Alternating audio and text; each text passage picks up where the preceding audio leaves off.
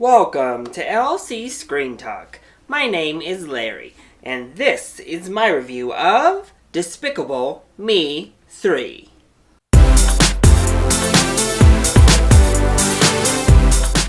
I got this adorable little Minions magnet tonight. And there was a bunch of goodies and fun times to be had as all of the different family members and, adults entered the screening this evening.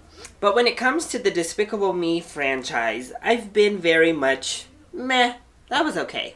First couple of movies, I was just and then Minions came along and that was very much just And the trailers didn't do much to impress me for this film. They didn't really excite me or move the meter in the film's favor from the previous installments. And I have to say, leaving the theater, it's right in line with how I felt about the previous films. I think it's perfectly solid, but nothing more. So let's go ahead and talk about the positives first.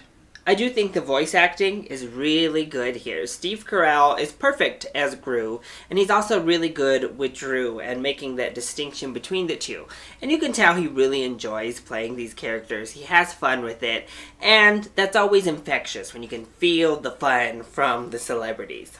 And Kristen Wiig also does a great job with her character, so they're both just a joy to listen to and to see them bring these characters to life on the big screen. I also loved the 80s soundtrack.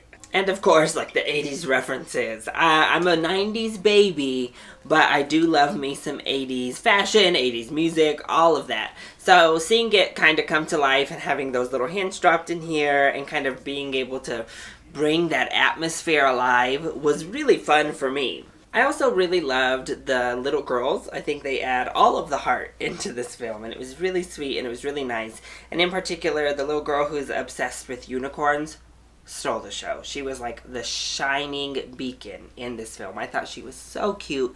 She was so fantastic, and literally everything she did was gold in this movie. And I think there are definitely funny bits. There's a lot of fun stuff in here for children. Most of the screening and pretty much all of the kids were leaving very happy, very much pleased with the film they had seen. I thought there were some nice little chuckles, and as I said, I think kids are going to find a lot of enjoyment. There's enough shenanigans, enough fun to be had with these characters and situations, that it is a nice comedy for kids that does give some nods to the adults. However, there are a lot of negatives when it comes to this film as well. The biggest negative is that it feels very episodic. This feels like it should be a TV show. The Minions are in here, but they feel completely out of place. They feel like they're in their own film, off to the side.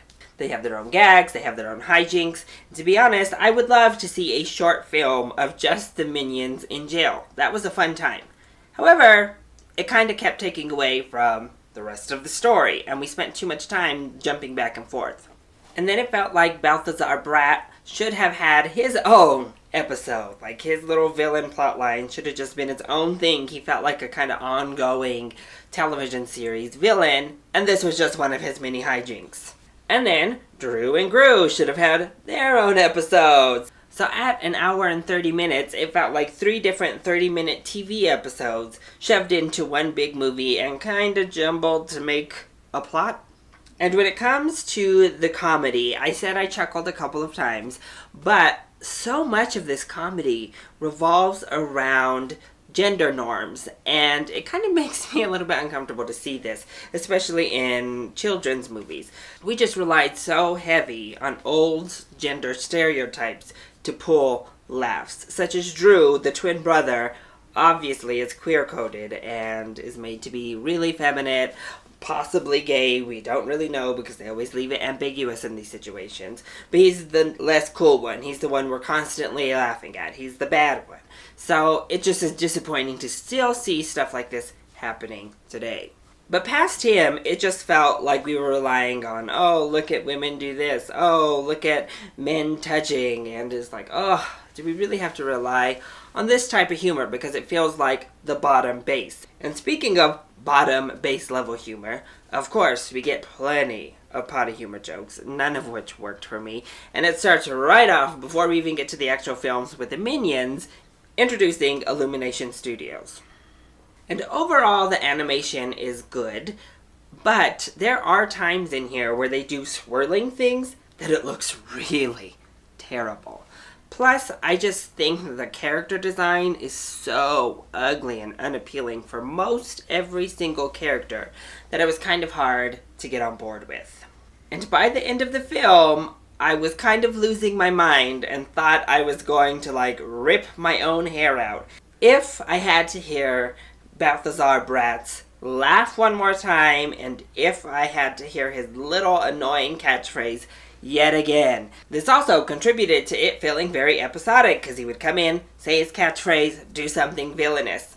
Very much like a television episode, we'd get that catchphrase. But instead of only having to hear that maybe once a week, we have to hear it 5 million times in the course of one film.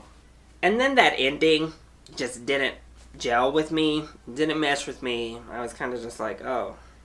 So overall, I think this movie is entertaining enough for a younger-based audience, and I guess it has enough in there to keep the adults entertained. But I don't know if it is that Eurocentric style comedy or their difference in cultural norms and gender norms, but it's so disappointing to see this film fall back on the lowest common denominators of comedy, whether that be making fun of sissy boys or giving women their stereotypical roles or potty humor.